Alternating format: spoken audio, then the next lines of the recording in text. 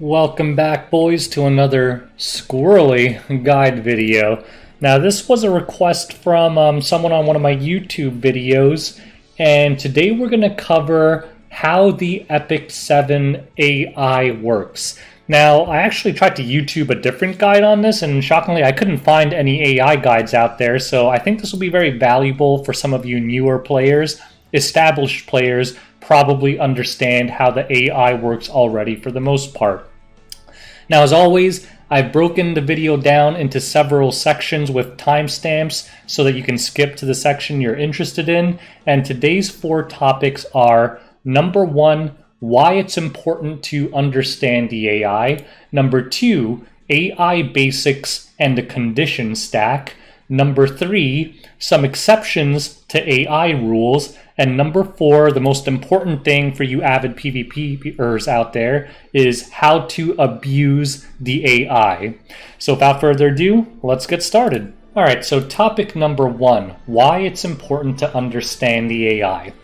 Now, for newer players, a lot of times, and I've seen this before when I watch like other Epic 7 YouTubers, where they say things like, oh, why did that character go for him? Or why did they use that ability, etc., etc. And to me, that's just a lack of knowledge of the Epic 7 AI, because there's really no RNG in what the AI will do. The AI in Epic 7 actually has an extremely straightforward formula, and the best way to describe it is it's really retarded. So it's really important to understand what the AI is going to do, because in terms of regular arena and guild wars, it's going to make it's so much easier for you if you know exactly what the opponent is going to do every time. It's like if you were playing poker and you always knew their hand. In PvP, like, you don't always know their gear, but in terms of what their characters are going to do, you can just look at what's going on and know 100% what ability they're going to use and exactly who they're going to use it on. So if you're not at that point, if you don't always 100% of the time know what the AI is going to do, that means you still have some learning to do. And once you understand that knowledge, regular arena is going to get much easier for you. Guild Wars is going to get much easier for you. And that's why it's so important to understand how the AI behaves. Now, with that basic intro out of the way, let's move on to topic 2. So topic number 2 is AI basics and the condition stack. And don't worry, I'll explain what that is. So I mentioned that the AI in Epic 7 is extremely basic. There are some other games out there that are known for having really great intelligent AIs. Epic 7 is not one of them. And sometimes I feel like Smilegate made it intentionally stupid. But typically, what I mean by condition stack is the AI will always act in this manner. So let's go over it. Number 1, the AI, with a few exceptions, will always cast the highest available skill number available. By that, I mean you have a skill 1, skill 2, skill 3. The AI will always prioritize using the skill 3 if it's available. And I'm talking about attacking here, not healing. We'll cover that later. Number 2, the AI will remove targets that are invincible. So the AI is smart enough to know not to attack an invincible unit. But for some reason, the AI is not smart enough to know not to go for immortal or units with skill nullifier. So they will still target those even though it does essentially the same thing as invincibility. Stack number 3 is it will attack the target you have an elemental advantage against. And by that I mean if it's a fire unit and you have a grass unit on your team, the fire unit will always attack the grass unit regardless of whether or not that actually makes sense to do. So if you have a full HP grass unit and a water unit with 1 HP that's about to die, the fire unit will still attack the grass unit because it's a moron. And number 4, if the AI finds that there is no unit available or no target available that it has an elemental advantage against, it will always target the opponent with the lowest HP. So if you had a fire unit on the other side and your entire team was dark, it would always target the unit with the lowest HP.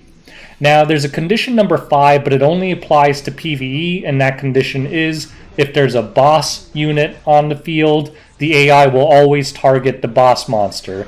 That is not relevant at all to PvP, however.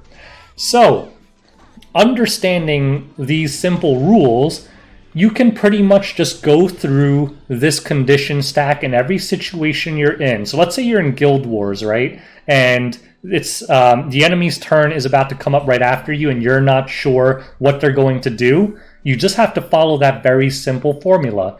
Number 1, it's going to use the highest available skill number. Number 2, it's not going to attack invincible units. Number 3, it's going to attack any target it has an elemental advantage against. And number 4, if it doesn't have an elemental advantage against anyone, it's going to hit the person with the lowest HP. You run through those 4 steps, and you should be able to figure out exactly who that target is going to attack. So you should never be confused anymore as to what person is going to be attacked or how the AI is going to behave, with the exception of a few small exceptions, which we'll cover in the next topic. Now, this is for attacking behavior. Healing behavior is a little different, but we'll cover that in the next section. So let's move on. So topic number 3, some exceptions to AI rules. Now, the rules we covered in topic 2 realistically apply to about 95% of how the AI will behave, but there are minor differences, and we're not going to cover them all in this video. There's probably like a listing somewhere out online, but the best way to figure this out is just through trial and error or running into it. But we'll cover a few common ones here. The most common kind of, I don't want to call it an exception, but difference is healers. Healers will usually not blow their largest heals on an ally unless they're below 80%, and obviously things like elemental advantage and stuff don't matter here because you're healing. So like let's take for example A Momo's S3. She will not use it unless an ally goes below 80% HP. There are cases you might want to use A Momo's S3 if you were doing it manually on someone who's full HP because the immunity is so important. The AI will never do that. The AI is stupid. So in most cases, big heals will not trigger on the AI unless they're below 80% HP.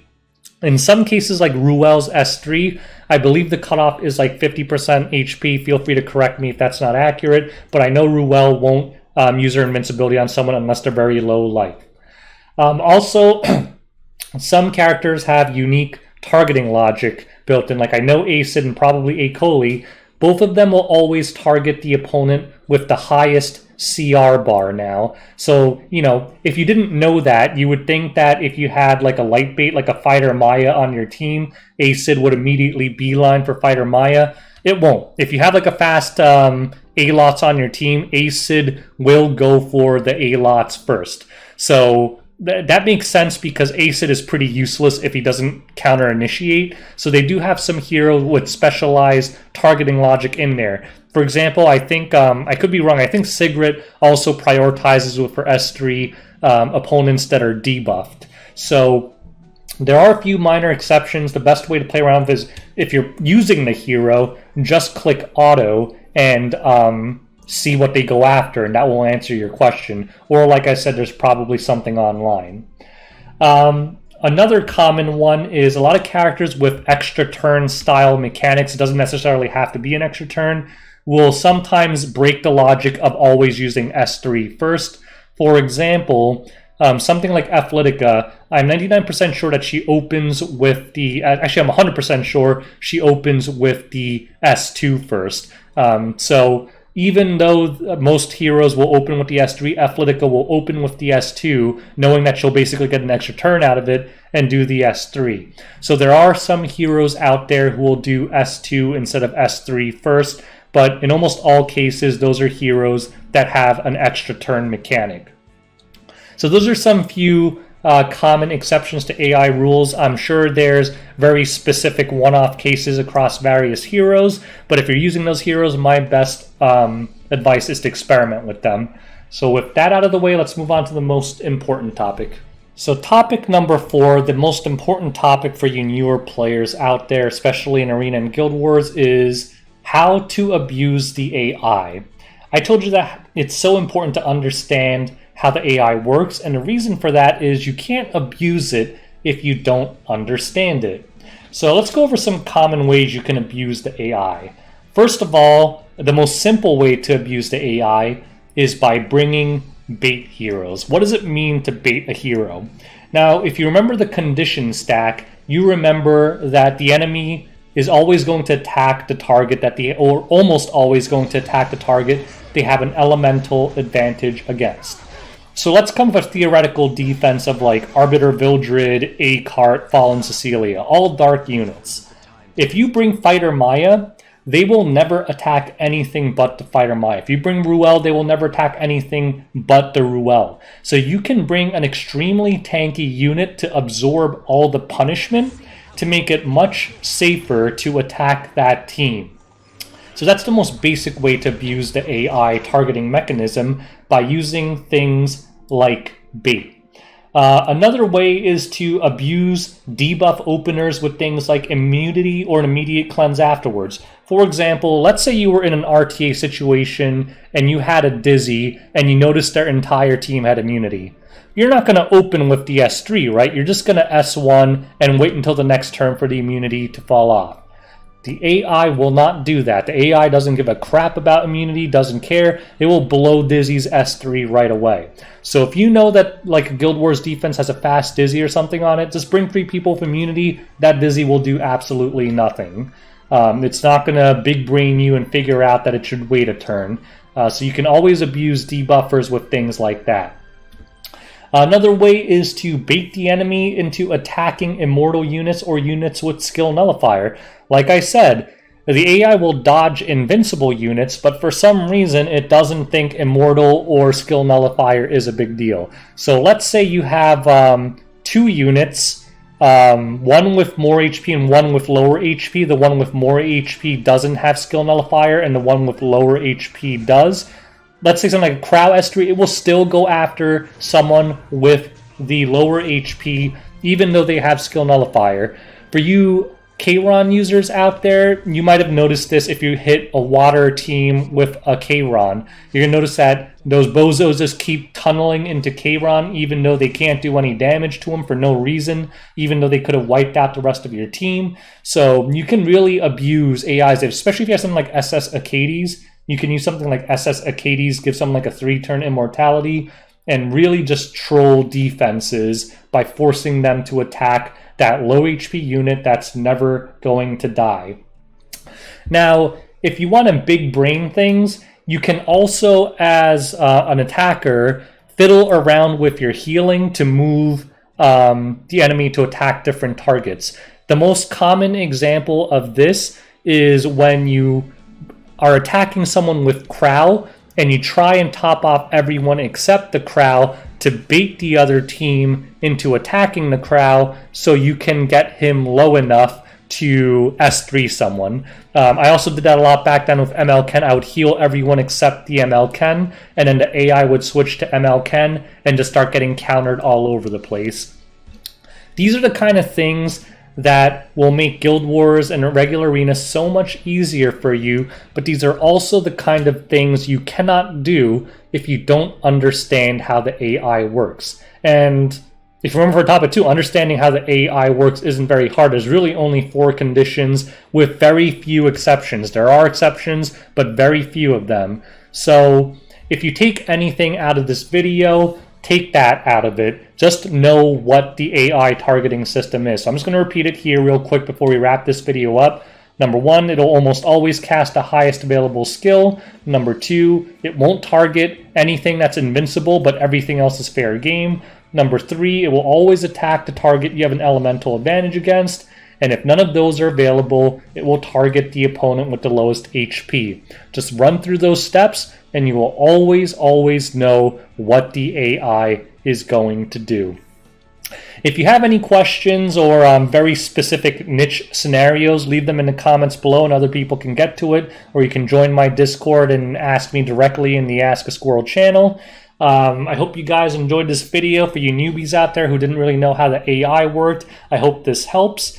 And I hope this really helps you guys do better in Arena, Guild Wars, and all other kinds of content where AI is involved.